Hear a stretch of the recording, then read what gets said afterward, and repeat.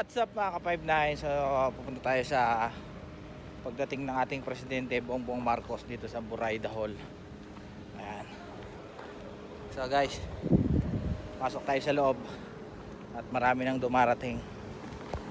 At ayan na mga 59, nakapasok na ako at may tag na ako sa kamay. Hindi na ako nakapag-video dyan at dahil mahigpit ang kanilang security protocol, pero salute tayo dyan sa security protocol nila dahil presidente ang darating. Kaya dito na lang ako sa loob nag-video. At ayan, nakita ko ang aming presidente sa Summit Club. Shout out Kuya Pres. At nag-ikot-ikot mga ako at hinahanap ko yung plato. Ang kaso, bago ako pumunta dito, busog na busog ako dahil kumain kami ng aking palangga. Napakarami kong kinain bago ako umalis ng bahay. At syempre, kahit papano kakain pa rin tayo kahit konti lang. Syempre for the go. At ito na nga yung plato. Kumuha na ako ng plato ko dyan. At syempre, hindi tayo kakain ng napakarami. Gusto ko lang tikman yung mga gusto kong matikman. So nakita ko nga itong beef steak. Ayan, tapos ang Bake Mac. Yan lang ang kain natin for the go na yan. At naglakad-lakad na ako ulit yan dahil hinahanap ko yung kutsara tinidor. At nakita ko at napakarami pang ulam. Ayan ang chapsoy. Napakasarap sana kaso busog ako. At tinuloy ko na lang ang pag-ikot-ikot dahil talaga bawat kanto mayroong mga pagkain. At sa gitna meron din pagkain, mga dessert at mga chenalin egg lover. At ayan o, napakarami ng pagkain, mga dessert. At kumuha na ako ng kutsara at tinidor ko.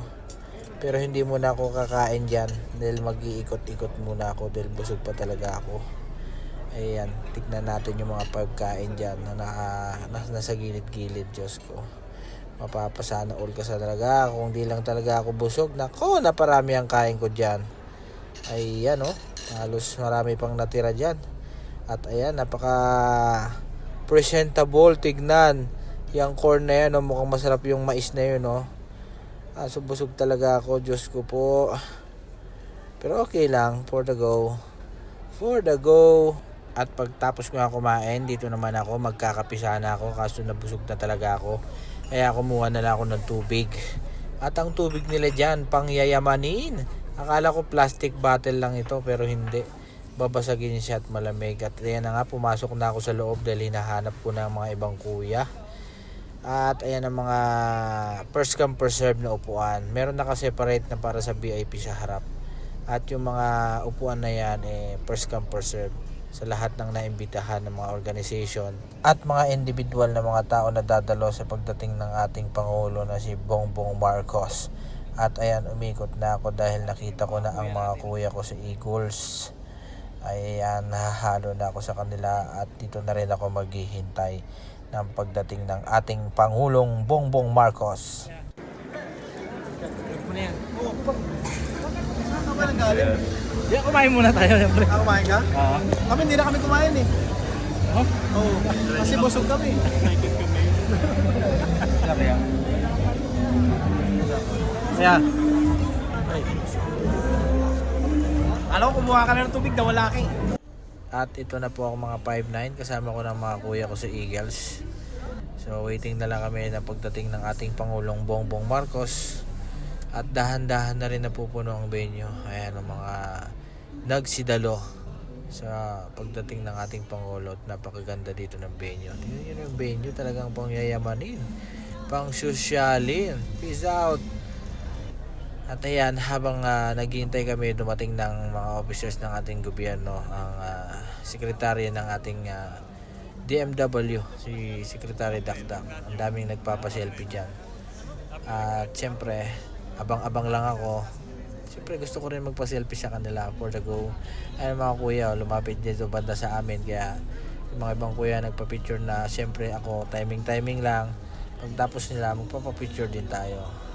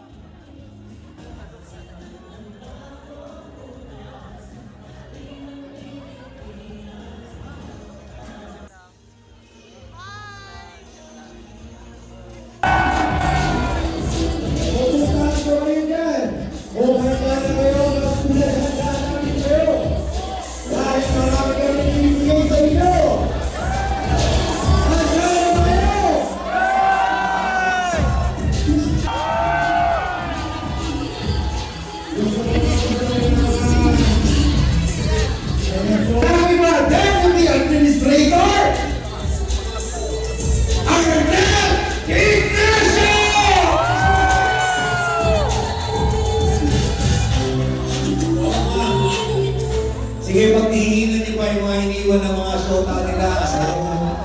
Nagbarong-barong pa tayo rito, yan ang pala magiging topic natin. Kung sino mo iniwan, sige ako, iniwan na. Iniwan ako. Baka asikaso ko sa OFWs. Totoo nga.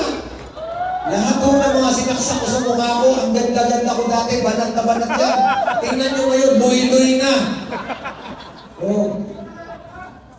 Hindi naman nangyayari sa atin, tayo-tayo lang ito, nagbubulahan pa tayo.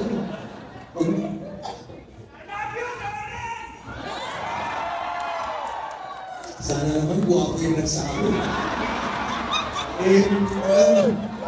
Ang mga nakakasama ko sa UMA, ang babait, napaka-dedicated, puro umiinom naman ng metformin at saka ng losartan.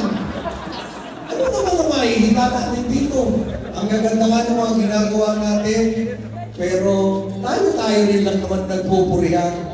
Pero, ha? I love you. Sige, I'll check on that. Sino ba yung nag-I love you? Sige, ma'am. Sige. Ano ba yung bata-bata naman? Ito pa ang isa. Nung bago ako napasok sa gobyerno at ganito sinabi sa akin, binigay mo na ako saan ako naka-check-in. Pero ngayon, meron pang mga batas na kailangan ganito sasabihin mo, makakagalitan ka pagka hindi mo kumilos ng tama. Ang hirap. Sa totoo lang, ang hirap. But then each time, I see my colleagues in government. Katulad kanina, kailangan daw nakabarong. Isa tayo kukuha ng barong, bahala na. All of us agree, it's difficult. But then, why do we stay? Why do we keep on doing what we do? Because there is joy in what we do. Right? Tama ba? Kaya namin siseryoso kasi natatouch ako pag sinasabihan ko ng I love you in another level. Dati yung I love you, may karnal na balak. Nawala na kasi nagsasabi sa akin, puro senior citizen. Baka sa kalagitnaan nun, mag-ICU tayong dalawa. Ngayon, ako rin, nag-check na rin ang BP ko. Nung araw, wala akong ganyan. But then again, okay, kaya niyo po magawin ito? Sige nga po, bumuo kayo ng tahanan. Yan. May bubong, may haligi, tahanan ng OFWs kung saan pwede kayong sumilong, pwede namin kayong kalingain, pwede namin kayong handugan ng serbisyo at mga programa. Magbabahagi lang ako ng ilang mga programa at serbisyo na inalalaan namin sa inyo. Mga ipinili din po ni Secretary Orte sa amin. Una, yung Action Fund. 1.2 billion peso Action Fund. Meron pa po tayong natitirang pera sa Action Fund. Humiling lang po kayo ng mga pag-access sa fondong ito para sa mga matutulungan po natin. Ehemplo po ng mga natulungan na natin ng Action Fund. Dito lamang sa KSA, yung mga matagal nang walang papeles, may sakit.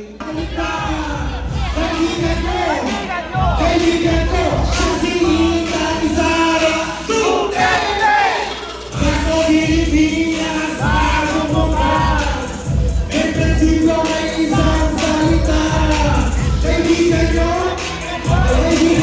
siya si Bongbong PBL. Ako Pilipinas, bagong bukas. May prinsipyo, may isang salita.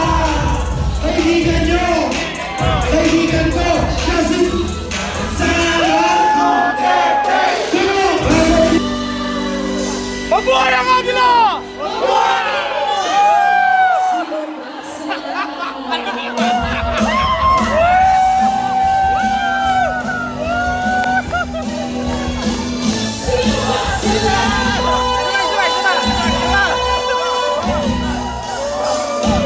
Mabuhay ang kabila!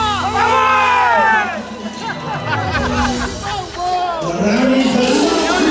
Kasi Inay Sara Duterte!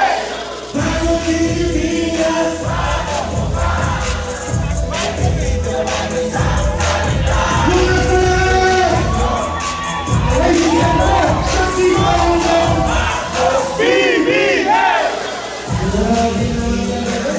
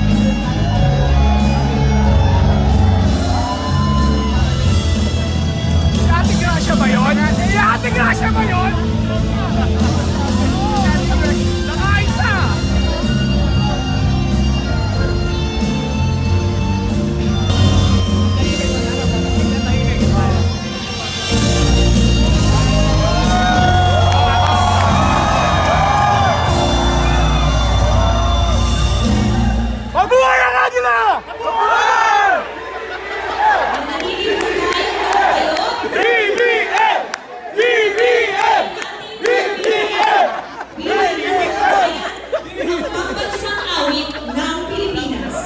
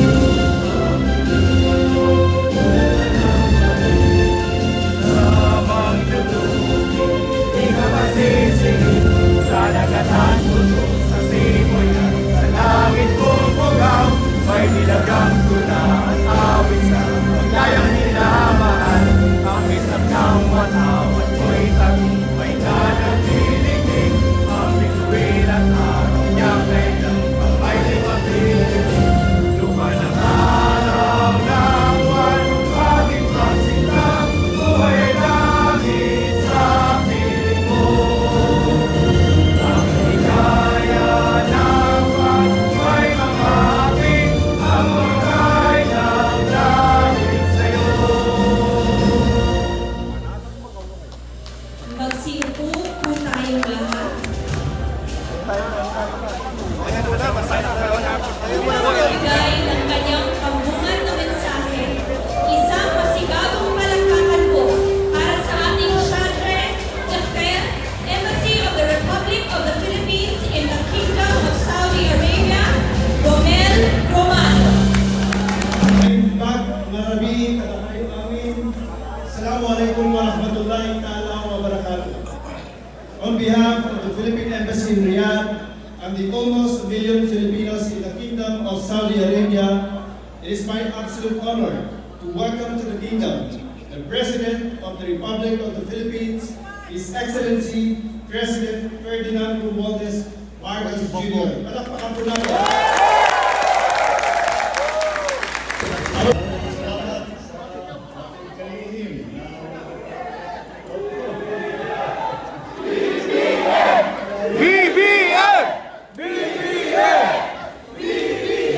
Dito yata sa Saudi Arabia, hindi pa natapos yung kampanya.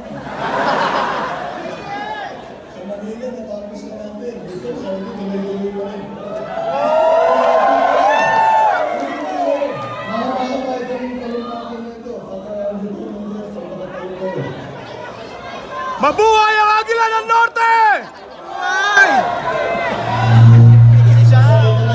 Sinasabi ko ako sa mga kaibigan dito na sumama sa akin. Sabi ko sa kanila, wala pa kayong nakitang ganito na kasi kasaya na pagka nagsasama ang mga Pilipino, nagkantahan na at nagsayawan na ay talagang napakasaya. At talaga yan ang galing ng Pilipino. Kahit na nahihirapan na, kahit na may problema, Kahit na nalulungkot talaga sa loob, nakalangiti pa rin at nagbibiro pa rin at nagtsatsaga pa rin. Yan ang husay ng Pilipino. Unang-una po ay batiin po natin ang mga iba't ibang mga opisyal na sinama natin dito sa Saudi Arabia. Ano nyo po, kagaya ng nabanggit, ay ang sadya po namin dito ay makapag-attend yung unang summit ng GCC, yung Gulf Cooperation, yung mga countries around the Gulf, around the Gulf nations, at ang ASEAN. Dahil ang ASEAN at saka ang Middle East, ang region na ang pinaka-masigla na ekonomiya ngayon sa mundo. Kaya pinagsasanig pwersa ang Middle East at saka ang Asia upang talaga naman mas maganda pa ang pagbawi natin, pag-recover natin. At marami po tayong nagawa, marami po tayong na kausap upang makatulong sa ating mga plano sa Pilipinas. Kaya ipapakilala ko muna po ang ating mga kasama, ang ating mga opisyal na kasama sa ating konferensya, sa ating mga usapin, tungkol sa iba't ibang bagay, tungkol sa investment. At dito po, ang speaker po ng House of Representatives, Speaker Martin Romualdez. Andito rin po ang ating Finance Secretary, Secretary Ben Jokno. Andito rin po ang Secretary natin ng Department of Trade and Industry, ang ating Secretary Fred Pascual. Kasama rin natin po ang ating Press Secretary na siyang nagdadala ng balita sa mga ginagawa natin habang tayo nagkabiyahe, Secretary Cheloy Garofit. Ang tumutulong po sa inyong abang lingkod, ang Special Advisor ng Pangulo po for Investment and Economic Affairs, Advisor Frederick Go. Kasama rin po natin ang TESTA Director. Siya po ang namamahala para sa retraining, lalo-lalo na sa mga OFW na nakauwi na ng Pilipinas at naghahanap pa ng bagong trabaho, ay kailangan po natin ma-training, kailangan po natin tulungan. Dahil marami pong bagong teknolohiya, marami pong bagong klaseng trabaho na kailangan pag-aralan. At yung ating mga pinapasukan na investment na mga sektor ay kailangan matutunan po ng ating mga workers kung paano ang pinakamagandang trabaho para gawin nila. Ang namumuno po ng ating TESTA Director General ng Mandagato.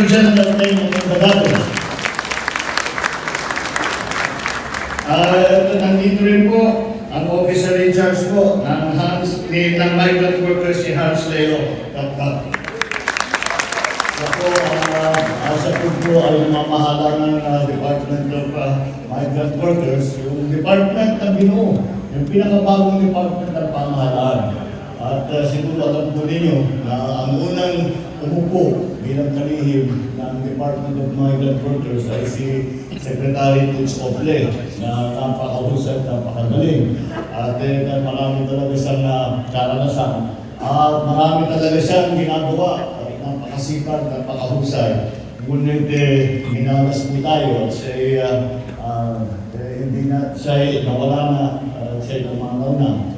Ngunit hindi po natin kinakalimutan ang kanyang advokasya na tulungan lahat ang ating migrant workers, tulungan ang lahat ang ating overseas workers, kahit saan man, kahit ano man ang problema, tuluyan po ang trabaho ng pamahalaan upang suportahan kayo lahat. At dito rin po ang ating Sergeant of Affairs, na nagsalita, Sergeant of Affairs Romel Robato, ang ating Special Envoy to Saudi Arabia, Under Secretary Jesus Domingo. kasama po natin sa private sector na ating partner po. Alam ko po, dahil nung una ako umupo, kaya sila, tinitignan po namin. Kung ano yung ginagawa ng doon sa ito, marami na siya ito, baka hindi kakayarin, manugat yung laman. Kaya naman, pinagpinagin natin ang ating mga kaibigan na mga negosyante. At sinabi namin, tulungan tayo dahil hindi kaya lahat ng pamahalaan. Ngunit pagka tayo ay magsabing pwersa, pagka tayo ay nagtulungan, ay palagay ko, makakamtan natin lahat ng ating mga pangarap. We will achieve the goals that we have set for ourselves, for our country and for our people. Kaya kasama po natin ang mga ating tinatawag na partners in the private sectors at siyempre ating mga kababayan na nandito sa Saudi Arabia na nagsisipag at pinapaganda ang pangalan ng Pilipinas. Kayo po ang pinakahalaga na naging nakasama natin ng bisita ngayon. Ang lahat ng ating mga bisita, ladies and gentlemen, mga minamahal kong kababayan, salamat po sa pagdala ninyo ngayong gabi. Nagpapasalamat din po ako at pinagpapalala ninyo ako at ang ating paanyaya upang magkita tayo dito sa Saudi Arabia. It is always an honor and a pleasure to spend time with the great Filipino community of Saudi Arabia. I wish to recall the first time, yung unang pagpunta ng isang pangulo dito sa Kingdom of Saudi Arabia ay ang 1982. At ang pumuntang pangulo dito ay ang aking ama, President Ferdinand Marcos Sr. He came to Saudi Arabia, he had a state visit to meet His Majesty King Khalid bin Abdul Aziz Al Saud to renew the good relations between the Philippines and Saudi Arabia and to reassure the kingdom that both countries will remain great friends. And I, as his son, and now as President, will continue in that tradition. Papagpatuloy po natin. At yan po, ang naging bahagi sa ating pagpunta dito ay para kausapin ulit ang ating mga kaibigan dito sa Saudi Arabia at hindi lamang sa Saudi Arabia, kung hindi dito sa Middle East, upang tiyakin na ang kalagayan naman ng ating mga mamamayan, ng ating mga Pilipino ay nasa mabuti. At kung may problema man, ay pinag-usapan natin at kaya po natin ayusin. I have come on the gracious invitation of His Majesty King Salman bin Abdul Aziz Al Saud and His Royal Highness Crown Prince Mohammed bin Salman Al Saud to participate in the inaugural ASEAN Gulf Cooperation Council Summit. Dahil miyembro po tayo ng ASEAN, ang Pilipinas ay talagang nais i-promote ang friendship at pagandahin ang relasyon ng ating mga iba't ibang mga bansa at iba't ibang mga tinatawag na regional blocks. The Philippines' vibrant individual relationships with the GCC countries, the Kingdom of Saudi Arabia, ang UAE, Qatar, Kuwait, the Sultanate of Oman, Bahrain, are special because of the millions of Filipinos who have worked and live and continue to thrive here. Dito lamang sa Saudi Arabia, ang Pilipino ay baka malapit ang aabot ng 1 milyon, dahil nasa 760,000 na yata tayo. At dito sa Gulf States, ito yung nalaman ko mga bansa, 2.2 million ang Pilipino na nakakalat po dyan. At naaalala ko po the tremendous impact that overseas Filipinos have had on the Filipino economy. I would be remiss, of course, if I did not speak of the difficulties and the challenges that you have all encountered. Lahat po kayo ay nagsakripisyo na kayo nakaliwalay sa inyong mga mahal sa buhay, sa inyong mga pamilya, sa inyong bansa. But your incredible determination and resilience are truly impressive. On behalf of the government of the Philippines, I convey my gratitude and express my admiration to each and every one of you. You serve as an inspiration.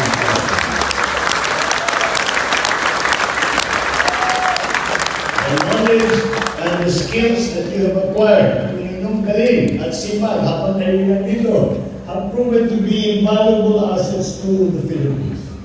And ang sasabihin ko sa inyo, nakausap ko po yung mga leader ko ng mga bansa.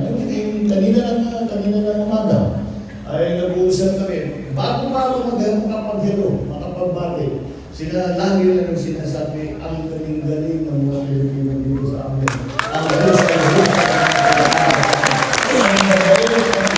Ang sisita ng mga Pilipino dito.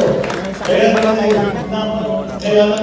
talaga naman pagka naririnig natin ang national anthem ay talagang nakakataba ng puso dahil sa inyo. Pagpunta po namin dito, talaga naman, nararamdaman po namin proud to be a Pinoy. Maraming salamat. So continue to share your experiences to our countrymen and bring technical expertise back to the Philippines. Your efforts have not gone unnoticed. I look forward to your return. With your help, the Philippine government's integration programs will continue moving forward towards a brighter future for our country and for our people. Bilang mga uwala at tulirang kasaping lipunan, kayong mga OFW, ang pinakamahusay na kinakawan sa kultura ng Pilipinas.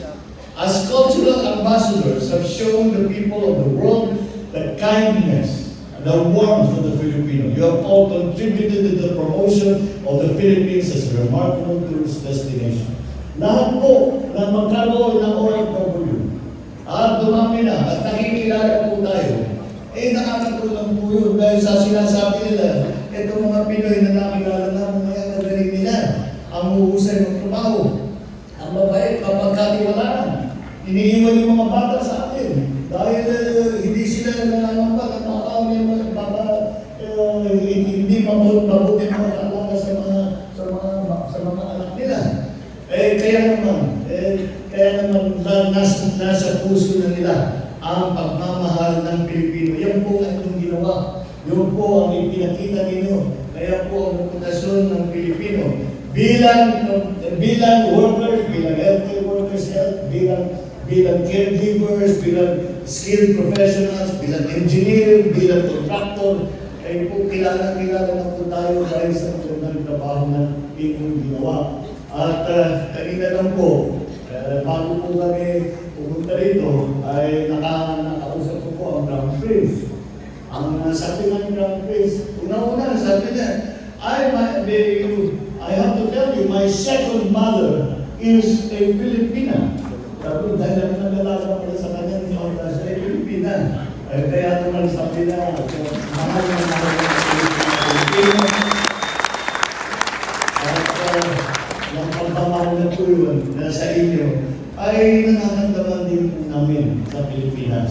At kami naman, para kami cheering squad din yun. Sige, kayo ninyo. Pasikat na para tayo mga Pilipino ay talagang maangtingin po sa atin. Ay tunas ang gusto. Ay sabi ko ni Crown Prince, sabi niya sa atin, alam mo ba, sabi niya, 80% of the ICU personnel are Filipino. 80% in the world of sabi niya, pagkawalan yung Filipino dito sa Saudi Arabia, tigil lahat. Sabi niya, talagang ganyan ang dependence natin sa mga Pilipino. Kaya naman talaga naman masasabi natin na ang OFW ay hindi lamang tulong sa ekonomiya dahil sa remittances ninyo. Marami nang nangyari na naghihirap ang ekonomiya ng Pilipinas dahil sa remittance na pinapadala ng ating mga OFW ay talagang nabubuhay pa tayo, nakakaahon tayo sa mga problema hinaharap natin. At malaking paghahanga ang nakikita nila kahit matibay, kahit na nagsasakripisyo kayo at malayo kayo sa pamilya ninyo. Yun, alam natin na yung sakripisyo ninyo ay para sa pamilya ninyo. At kinahangaan ito dahil ang ating pagmamahal sa ating mga pamilya naging bahagi ng kultura ng Pilipino at ito'y kinahangaan na lahat ng makakita na inyong pagmamahal ng inyong mga pamilya, ng inyong mga komunidad at ng inyong bansa. I find that sense of Filipino family amongst the Filipino community very inspiring, as do our friends, the locals where the OFWs work. Supporting one another, helping distressed kababayans are traits worth emulating. A strong sense of community is incredibly important, especially for migrant workers. I request that the Filipino community in Saudi Arabia continue to help one another. At dito po tayo naging magaling. Dahil maraming salamat. Mabuhay ang OFW! Mabuhay ang Pilipino! Mabuhay tayong lahat! Maraming salamat po at magandang gabi po sa inyong lahat. Ang Pangulo ng Republika ng Pilipinas, Ferdinand R. Marcos Jr.